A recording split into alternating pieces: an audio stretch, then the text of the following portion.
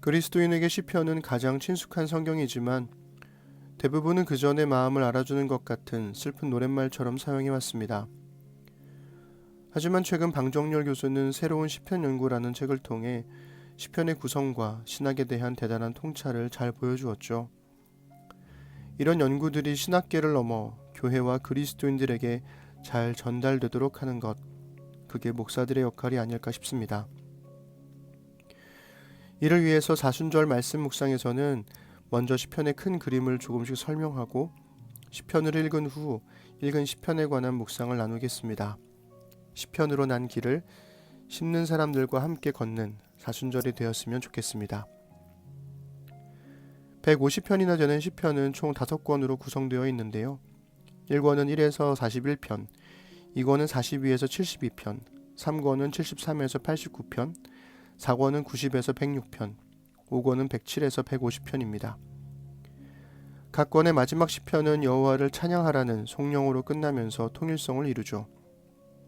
시편 1편과 2편이 서론 역할을 하고 시편 146에서 150편이 결론 역할을 하면서 5권을 감싸줍니다.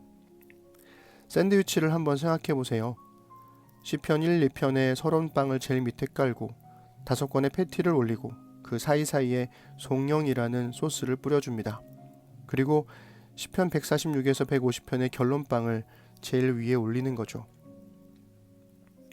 방정열 교수는 여러 근거들을 제시하며 시편의 서론과 결론이 보여주는 시편의 주제를 이렇게 설명합니다.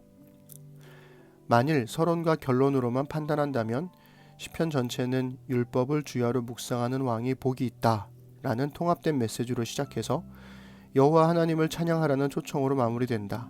즉 인간 왕에 초점을 맞춰 시작했다가 하나님 왕으로 끝나는 것이다. 어떠신가요?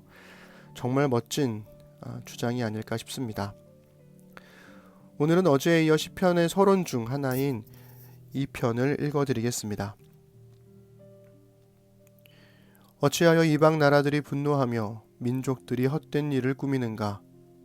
세상의 군왕들이 나서며 관원들이 서로 꾀하여 여호와와 그의 기름 부음 받은 자를 대적하며 우리가 그들의 맨 것을 끊고 그의 결박을 벗어버리자 하는도다. 하늘에 계신 이가 웃으심이여 주께서 그들을 비웃으시리로다. 그때에 분을 바라며 진노하사 그들을 놀라게 하여 이르시기를 내가 나의 왕을 내 거룩한 산 시온에 세웠다 하시리로다. 내가 여호와의 명령을 전하노라. 여호와께서 내게 이르시되 너는 내 아들이라. 오늘 내가 너를 낳았도다. 내게 구하라. 내가 이방 나라를 내 유업으로 주리니 내 소유가 땅끝까지 이르리로다. 네가 철장으로 그들을 깨뜨리며 질그릇같이 부수리라 하시도다. 그런즉 군왕들아 너희는 지혜를 얻으며 세상의 재판관들아 너희는 교훈을 받을지어다. 여호와를 경외함으로 섬기고 떨며 즐거워할지어다. 그의 아들에게 입맞추라. 그렇지 아니하면 진노하심으로 너희가 길에서 망하리니 그의 진노가 급하심이라. 여호와께 피하는 모든 사람은 다 복이 있도다. 시편 2편은 시온에 세움을 받은 한 왕에 관한 시입니다. 즉 이스라엘 왕이 하나님에 의해 왕으로 기름 부음 받은 시며 이런 시들을 제왕시라고 부르죠. 1편이 말씀을 읽는 삶의 중요성을 말하고 있는데 갑자기 2편에서는 왜 제왕시가 나올까요? 말씀을 읽는 삶이란 결국 하나님의 통치를 따르는 삶이기 때문입니다. 너는 내 아들이라. 오늘날 내가 너를 낳았도다. 군대를 다녀온 남자들은 이 찬양이 얼마나 강렬한지 알 겁니다. 훈련소에 입소한 첫 주 종교 행사로 교회에 갔을 때 제 옆에 앉았던 군대 동기는 불교 신자였지만 초코파이를 먹기 위해 따라왔다가 이 찬양을 부르며 울고 있었습니다. 사실 그곳에 있는 모든 남자들이 종교와 상관없이 울고 있었죠. 그러나 시편 2편의 가사가 무엇을 의미하는지와는 전혀 상관없는 그저 감상적인 울음이었습니다. 이스라엘의 왕은 제멋대로 다스리는 최고 권력자가 아니었습니다. 왕은 하나님의 말씀을 그에게 주어진 나라에서 구현해내는 사람이었죠. 하나님의 말씀대로 다스리는 왕이냐 그렇지 않느냐는 사무엘서와 열왕기서에서 좋은 왕과 나쁜 왕을 가르는 가장 중요한 기준이었습니다. 그러니 하나님은 하나님의 말씀대로 다스리는 왕을 자기 아들이라 불렀고, 눈에 보이는 왕은 눈에 보이지 않는 하나님의 아들이 되어 그 나라에서 하나님의 다스림을 보여주어야 했죠. 이 시편이 훗날 예수님의 오심을 예언하는 시편으로 해석되는 것도 같은 이유입니다. 예수님은 보이지 않는 하나님의 통치를 보여주는 보이는 하나님의 아들로 오셨으니까요.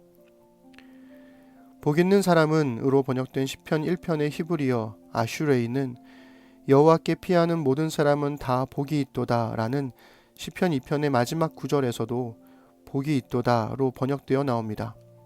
즉 아슈레이라는 말이 시편 1편과 2편의 시작과 끝에서 두 시편을 하나로 묶어주는 역할을 하는 거죠.